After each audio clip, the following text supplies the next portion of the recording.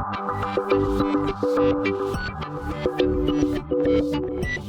and welcome to my PlayHouse, and today is another battery video and my progress on my power strips. And as you can see, the power strips are right here, and I'm still working on finding out about the capacity of all the 18650 cells. Actually, I'm still working on the cells that I already had, the new stash of cells that are right there.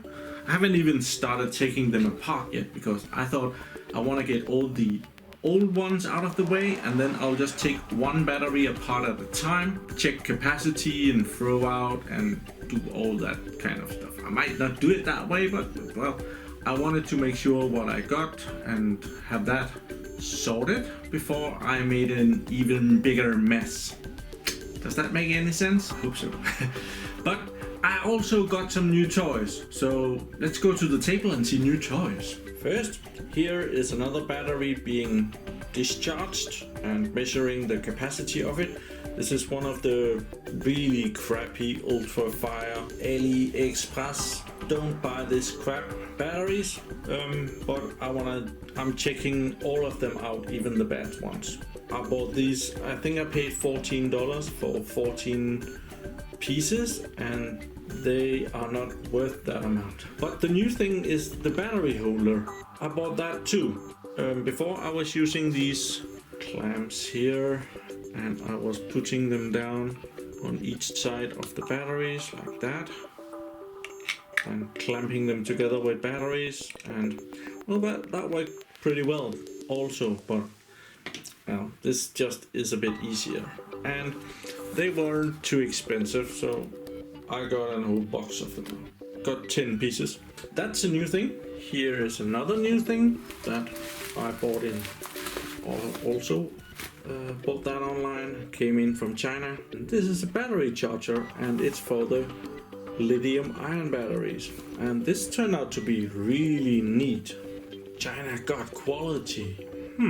So far it looks pretty well. And come on. It comes in a carry bag here. I have no idea why. It's really a thing that I wouldn't be carrying around. And there's a, let's just call it a leaflet of a manual. And nothing more. I've already taken the charger into use. It's right over here in the corner. And it's charging a couple of batteries. After they have been discharged and I found out how much capacity they hold, I'm charging them again so that they are not laying around empty. And this charger is really cool. It has 4 slots for charging batteries. These outer slots are 1 amp, it says underneath, and these middle ones, number channel 2 and 3, are half an amp. I'll just remove this one so we can see the maximum 1 amp charge thing right there. Put this back in if I can. Put it one hand. Yeah. Almost got it. Yeah, check. And it measures up how much power it has put into the batteries, which is rather nice. And I can change between the channels here. Now it says channel 1 here and channel 4.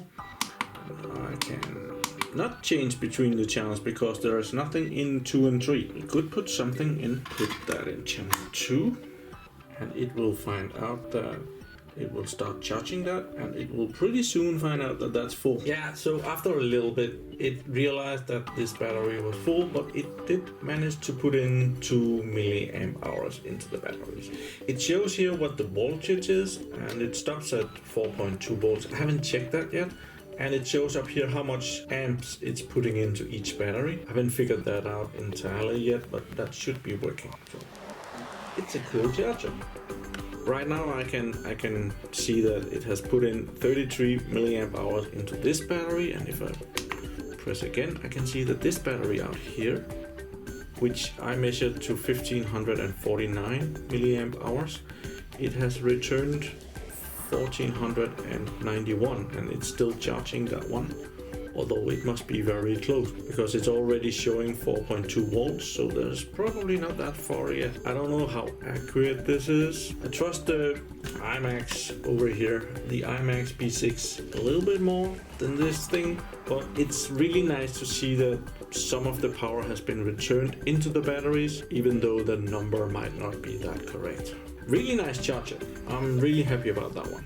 Oh, the only real drawback that I've found so far is that it attaches to a normal USB port. So like the wire coming out of here goes over here to the wall plug, and I have Apple charger, and that delivers I think 2.1 amp USB power, and it's a bit weak. It would have been really nice if it had drawn like wall power instead, so that it could have charged every battery with 1 amp or 2 amps. That would have been really cool. Yeah, first thing from China. Next thing that came in is something that I also ordered actually for the B6. Actually for the IMAX B6 AC, to go in and reset the firmware thing. It's a little programmer. You plug it into a computer and you plug this into some circuits on the IMAX, and you should be able to reset the programming of it so that it can be calibrated again. This is definitely a thing for another video. I have to mingle with that, see if I can get that up and running. And another little thing came in. Also for the IMAX B6, these are just some cables. I was trying to do a balancer, this one, and ran into some trouble with the cable that I made. It wasn't working, so I went up and ordered the right cables for the IMAX B6. I don't have that much use for them anymore, because now I just ordered a charger. My thought was that I would just make a thing like this and charge 6 batteries at a time, and that would be really neat. I might have ordered these a little bit early. Now I got them, and I got 5 of them. They were not very expensive. And the next thing that came in is these small PCBs, and these are DC to DC converters. And I got some hints online about how to fix the problem with my B6. And in that instructions, they were using these together with this one. So I just bought everything that was on that instruction. And well, this just works. You put in some voltage, I forget which. I'll see if I can find those. And you get another voltage out. And this is not able to supply that much power, but it's a neat little thing. You can put in 12 volts here and get 5 volts out or 20 volts out. I forget the specs. When you order something in China, at least when I do, it takes a month for it to get here. So before the month is over, I usually forget what every single thing can do, and I have to go look it up again. I'll do that and figure out how to use these again. So, also, I was hoping to use them together with this project, where I want to measure out how much power is coming out of my power banks. Have a voltmeter and an amp meter, and this thing is not powered by 48 volts. It needs 12 volts, I think. I forget. Let's see if it's mentioned here.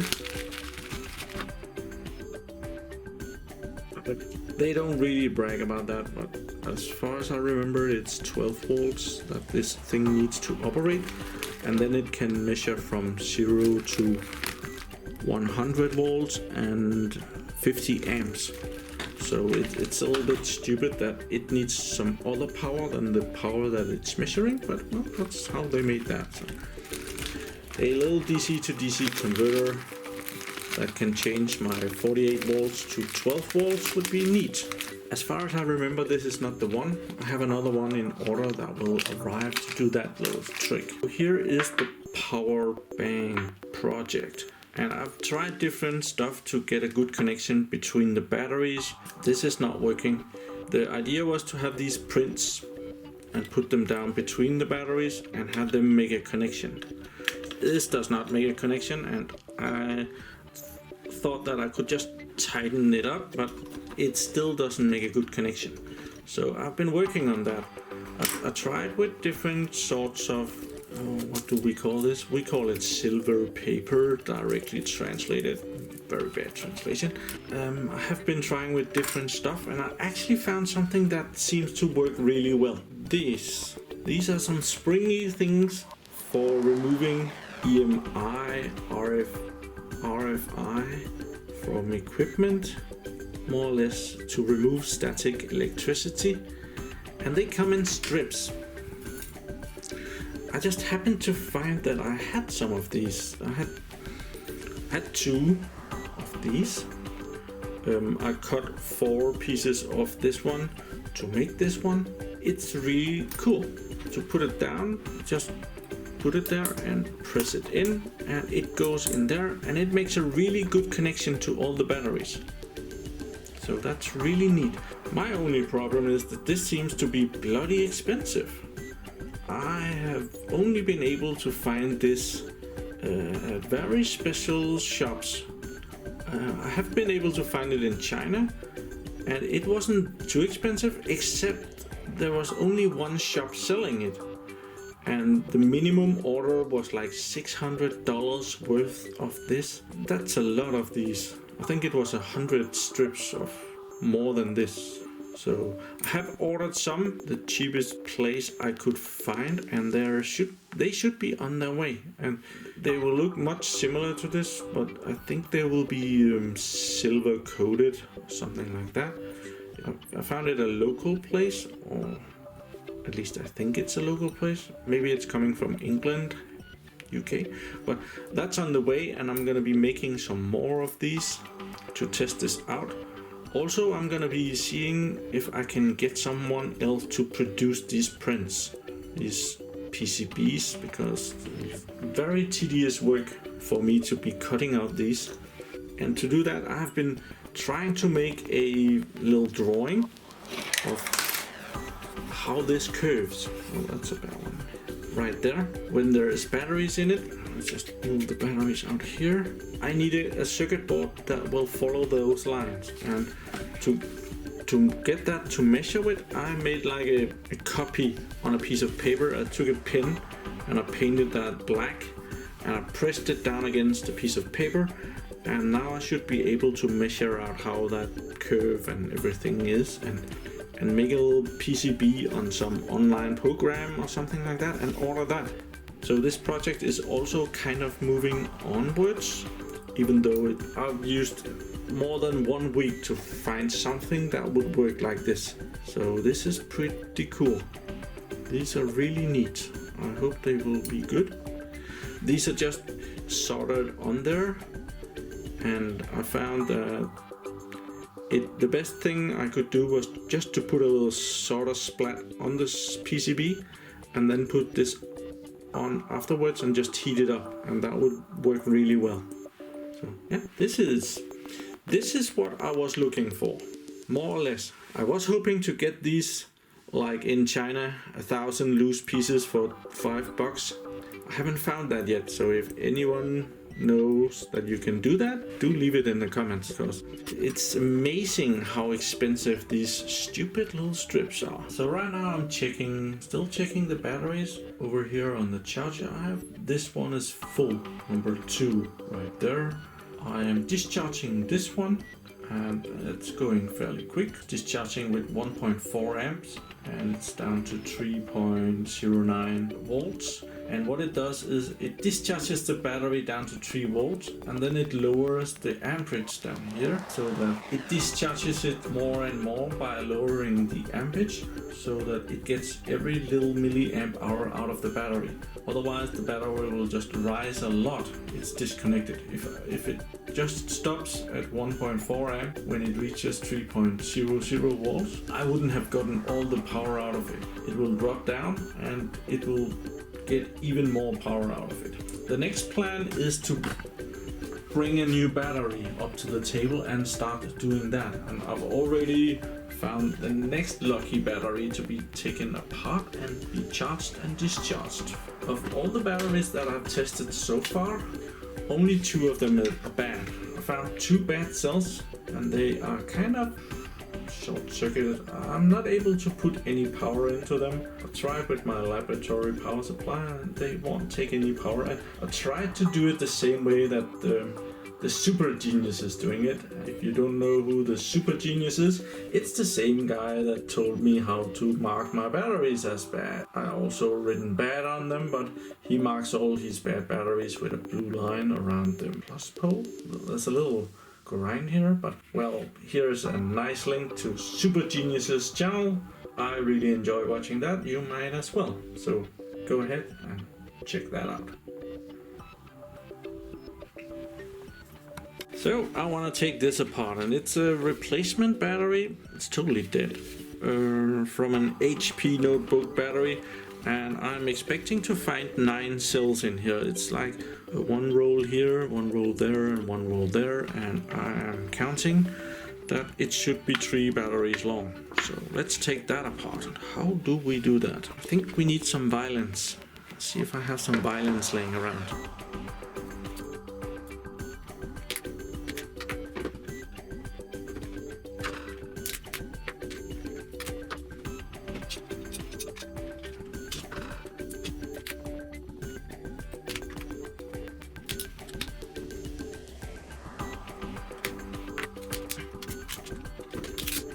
Oh, this HP battery is really difficult to take apart. I don't think it's a part of the plan to ever take this apart again. The plastic is like welded or glued together, and it comes apart in tiny little pieces. It takes a while. This has taken quite a while, but I think I got it now. Almost got it. Just need this little thing out too. It's a little circuit board. I'll put that out in one piece. There. That's the one for measuring the voltage on the battery. It's absolutely dead. And I think I destroyed this circuit board quite a bit. Put a big scratch in it down here. I'm not gonna be trying to do anything else than just taking this apart. Oh, another battery is done. This one is done. 483 milliamp hours. So we're gonna put that on. 483. We're just gonna get that out and put it in over here.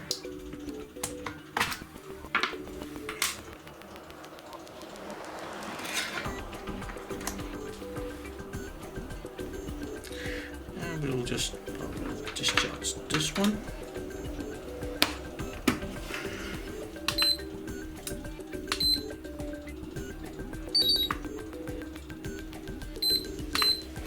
And discharging the next battery and see how much capacity that holds. These ultra fire, they're equally bad, but well, I just want to make sure. It's very clear to see these Samsung cells are the same model as these Samsung cells, and these Samsung cells are the only one that I've ever seen being bad. And I just measured here. Let's just do that again. If I measure this strip here, 0 volts. If I measure the next one, 2.6 volts. If I measure the next one, 2.5 volts. There is something bad over here. So I'm guessing one of the cells has collapsed like these, and one of these are bad. Probably 2 of them are good, but probably they gone pretty bad being short-circuited, not being charged right. So we're gonna have a look at that. So the battery is all apart now, and I've of course mixed them up so I can remember which one was good and which one was bad. So we can see that. Who's bad? Who's good? 0 volts bad. 2.5, 6, 6, 6, 5, 0. These 3 are not doing too good. So I'm gonna try and charge those. Shouldn't really have taken them apart. Well, gonna try and take my laboratory power supply here. Let's see if they will take a little bit of a charge. I learned this little trick of the Super Genius. We're not gonna put very much power into them, just 100 milliamps. There. A couple of very strong magnets from some hard drives. Let's just check the voltage. 4 volts. It looks like it. This one is taking in a bit of power, so that one might not be that bad. I'm just gonna be charging it a little bit until it reaches a little bit, and then I'll put it over in the charger in one of the slots that doesn't charge it very hard. And I can see that I have one done over here, so this one is okay. It's got 278 milliamp hours of power into it, so that can go over there. And let's charge one of the good ones. It's probably lacking quite a bit. Oh, it jumped up really fast to 3.5 volts. That's usually not a good idea. When I measured the power on this one, it came out with 1549, but I've already put 1592 into it, so that's a bit of a difference there, almost 50 milliamp hours. Let's see where that ends up. Well, I'm sure that's as much battery power play you can handle for one video. So thank you for watching my videos. Do subscribe to my channel so that you can see me again, and have a really nice day. Bye bye.